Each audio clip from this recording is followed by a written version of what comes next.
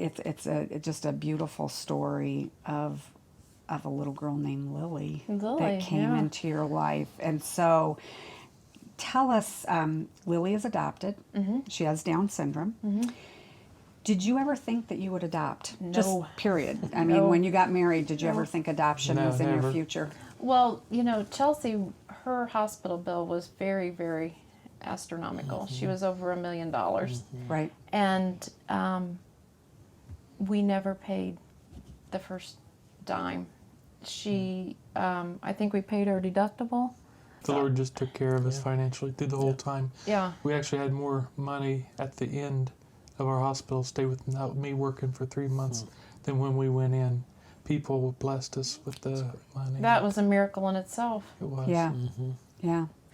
Because it is hard. I mean, it's financially hard is. when And we you're doing knew long hospital stays. adoption costs money. I mean, it's expensive to adopt. And, this was, Chelsea would be 12 now. And she was a year old when she died. And we had her first birthday in the hospital. We had a 3-tier cake that looked like a wedding cake. Very cute. We'll have we pictures should of add that. Yes, we've got that. We will. We had enough cake to feed the hospital. We did. We did. Nurses, staff, help them buy cake. So, money really didn't bother me as far as I was just like, well, The Lord will take care of us. the Lord will take care of He'll us. work it out somehow. So we went home after that, and my cousin, who's a nurse, called me, and she said, there's triplets I heard about, and there's 2 little boys and a little girl. And the little girl has Down syndrome, and I was like, oh, goodness. And she told about a family that didn't want to parent this child. And so I thought, The little wheels start spinning. You know that? Yeah. You know And that how feeling? long I is do. this after Chelsea had passed away? 3 months, maybe? maybe less. Or less. Less, probably. Okay. So they left the little girl in the hospital, and they took the other 2 twins home with them. Okay. And so, so we're like, well, what's it take to adopt a child? And I'm like, it doesn't matter. We're not doing it. So she's like, but there's a little girl there. She needs a family. It's She's like, alone. And again, this is She's going alone. back to your alone issue. she's alone Yes. in the hospital. Nobody she's wants her. alone. And I'm Oh, like, goodness. they'll find a home for her. She'll be fine. She'll be know. fine. So, I called the social worker, and they can't tell you anything because we knew the social worker. We knew everybody on the whole PICU unit. Right. Pretty much you know everybody And pretty well. she said, I can't tell you anything about this. I can't tell you about this. And I said, okay. But she said she has a prospective family. And I said, okay, that's good enough Right. for me. That made Right. me happy. Like, whew.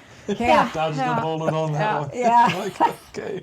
Internet was different even 10 Yeah. years ago, and I think we had a computer. I don't even remember. We had dial-up probably, and so I I think that's dialed what it is. up, and I thought, well, what is it going to take to make this? What if there's other kids out there that nobody wants? So, the baby is not available for adoption. Well- And so then what's the next? A little later, I found out my mom, she's like, I think that little girl is in the Indianapolis Monthly, and I was like, oh, huh. And so she ripped out the page, and I still have the article of the little girl.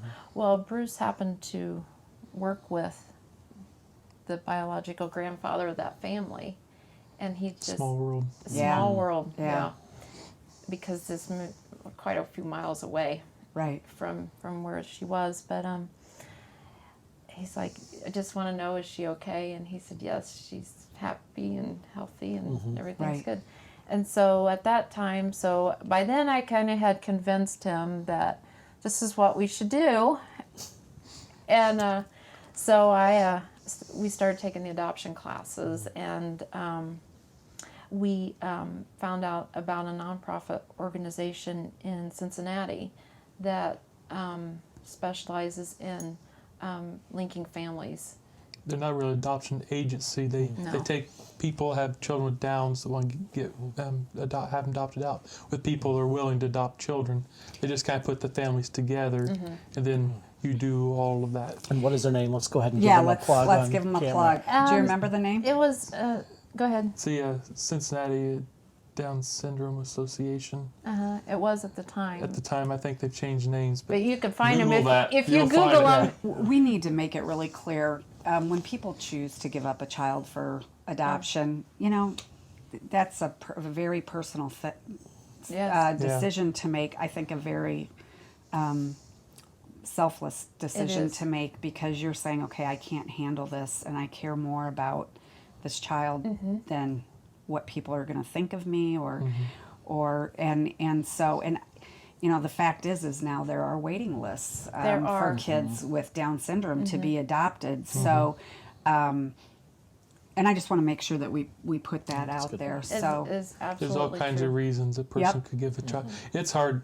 It's hard on both sides. I mean, it'd be hard to give a child. Oh, for whatever the absolutely. purpose. Absolutely. And I never judged her family, Right. her biological family, because what a gift.